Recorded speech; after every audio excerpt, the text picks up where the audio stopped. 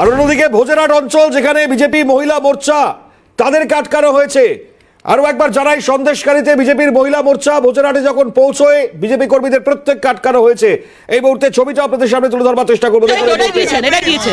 লকেট চট্টোপাধ্যায় তার বক্তব্য সামনে আসছে।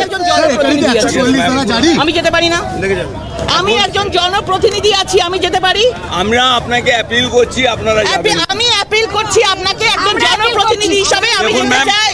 পরীক্ষার সময় আছে, পুরো রাস্তা জ্যাম আছে। আমরা দেখবো jam. No ma'am, no ma'am. We are also concerned.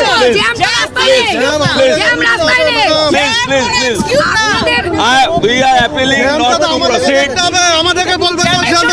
We are appealing not to proceed. I am the member of parliament. Please. I have a right. I have a right. I am the member of parliament. এখানে কোনো order নেই। তুমি হাত ধরো না, হাত ধরো না, হাত ধরো না ভাই, তুমি আমার হাত ধরো না।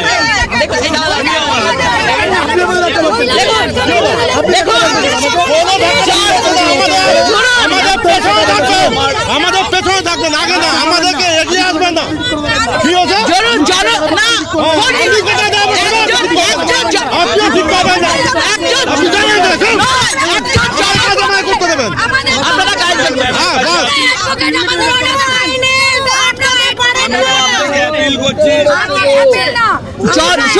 শুনুন, আপনাদেরকে জনপ্রতিনিধিকে যেতে দিতেই হবে।